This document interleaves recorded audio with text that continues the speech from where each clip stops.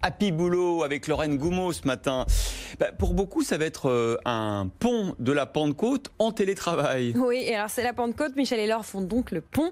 Et certains d'entre vous, qui télétravaillent depuis des semaines, se retrouvent peut-être en face d'un dilemme, puisque peut-être votre entreprise vous a laissé le choix. Mais dans la plupart des entreprises, ce lundi de Pentecôte est travaillé dans le cadre de cette journée de solidarité.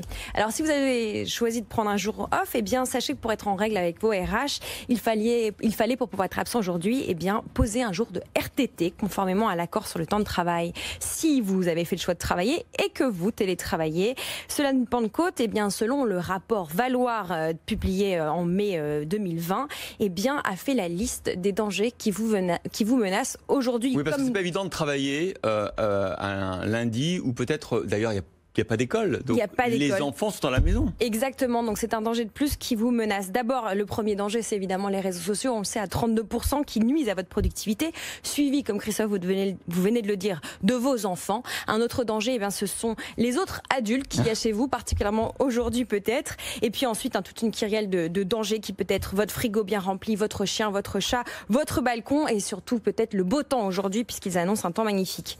Alors, si vous avez des enfants, votre épée de Damoclès, ce sont eux. Aujourd'hui, vous étiez ravis de les avoir remis à l'école, mais aujourd'hui, elle est fermée. L'éducation nationale n'est visiblement pas très solidaire avec nos enfants. Et vous vous demandez depuis des semaines et encore plus aujourd'hui, comment garder vos enfants et être aussi productif en télétravail. Alors rappelons que la ministre du Travail a reconnu que la productivité ne peut pas être la même lorsque le ou la salarié assure en même temps la garde de leurs enfants. Elle a demandé aux employeurs d'être compréhensifs et d'en tenir compte dans leurs relations avec leurs salariés.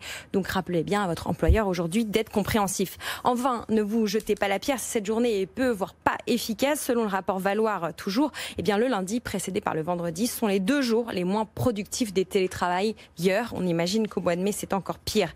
Pour conclure, on vous rappelle quelques règles élémentaires pour booster votre productivité. Quand demain, vous vous remettrez au travail, que ce soit de votre cuisine, votre salon ou depuis votre vrai bureau.